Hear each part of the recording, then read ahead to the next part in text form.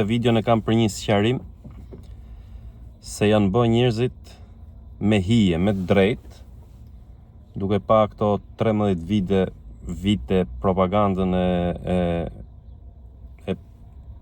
sjell një perfekcion mashtrues siç e ka sjellë Edi Rama, kanë drejt që e shohin çdo gjë me rezerva. Bëra 1-2 postime për këtë antarin e KLP-s, për ato bisedat skandaloze që kishte bërë me një denoncuese. Edhe po shoh që thon komentuesit që shiko se kjo është narrativa e Ramës, do me tërheq vëmendjen Rama nga skandalet e gjitha me radhë. Në fakt, kjo është një skandal në vete që rëndon mbi Ramën dhe tregon më së miri kapjen e drejtësisë nga Edi Rama. Pra, ju e dini që unë kur nuk i kam besu kësaj drejtësie, kur nuk i kam besu Spakut, kam qenë kundër kësaj në mënyrë kategorike që në fillim. Dhe ja ku janë faktet.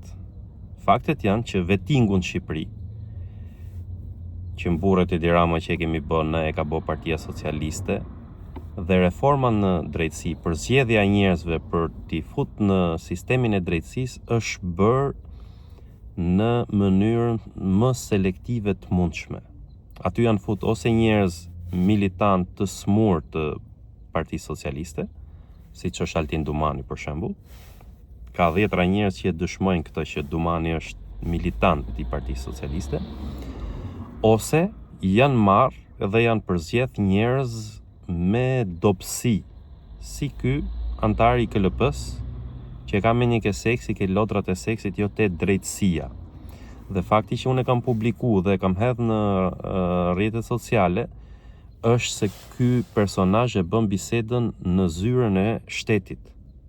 Pra i bën foto perverse në zyrën e shtetit dhe harxhon kohën që ne e paguajmë me taksat e tona, rrogën, kush e di sa e ka rrogën, ai nuk e kam iden. Dhe këtë kohë që ne e paguajmë për të bërë drejtësi, ai e harxhon me perversitete. Tani,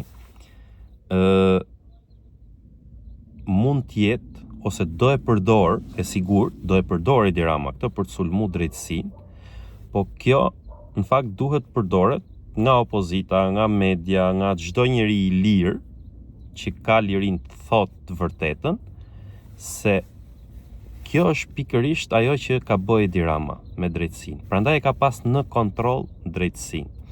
Prandaj e ka komandu Spakun që të sulmojnë vetëm kundërshtarët e vet. Ta arrestojnë liderin e opozitës, të përndjek të fusë në burg Fredi Belerin, të përndjek të arrestojnë në mënyrë mos skandaloze të mundshme Ilir Metën.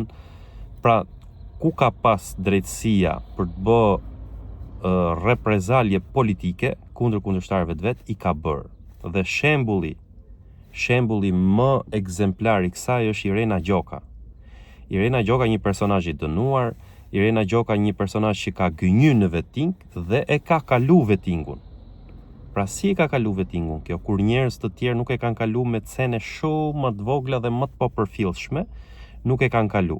Irena e ka kalu për ta përdor sot.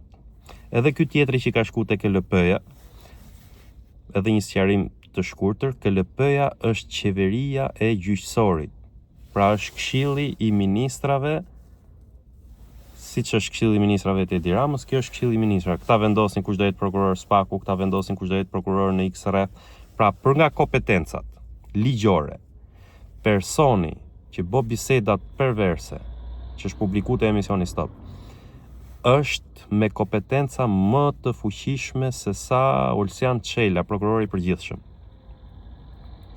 Pra ne kemi një drejtësi perverse, ashtu siç ishin pervers ata që e kanë formsu këtë drejtësi.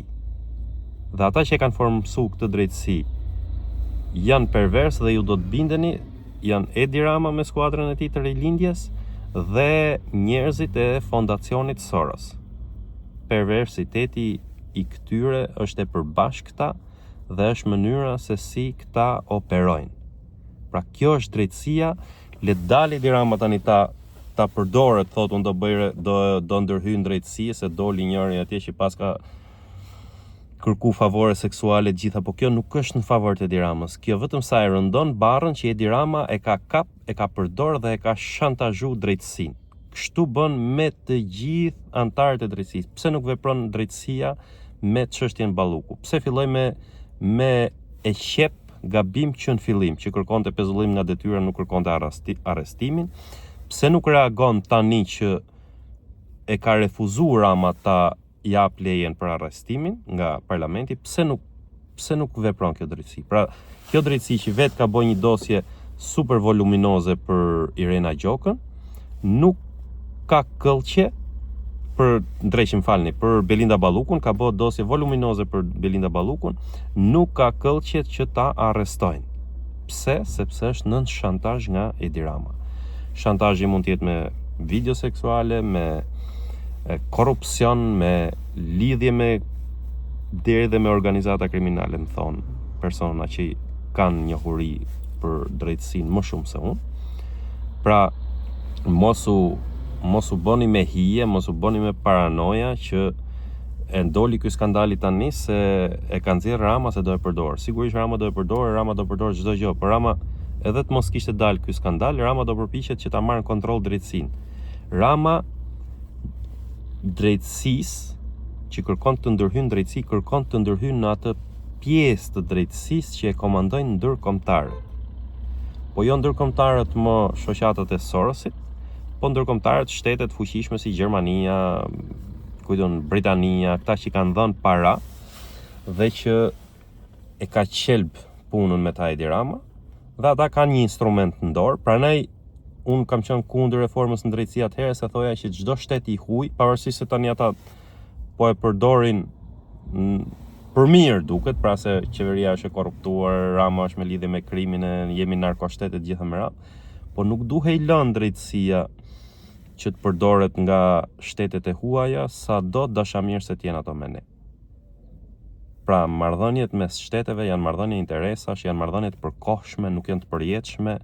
Sistemi i drejtësisë i një vendi duhet t'i shërbejnë popullit. Nuk duhet t'i shërbejnë as një shtetit huaj, sado mik qoftë ai, as pushtetit siç i ka shërbyer drejtësia jon Edi Ramës. Pra, kjo është e gjithë meseleja. Ai personazh aty unë se njoh se kisha dëgjuar një herë kurrë, siç nuk i njohim gjithë antarët e qeverisë gjyqësorit, KLP-s, po ai nuk është monstruozitet se çka ka bëu ai me një femër.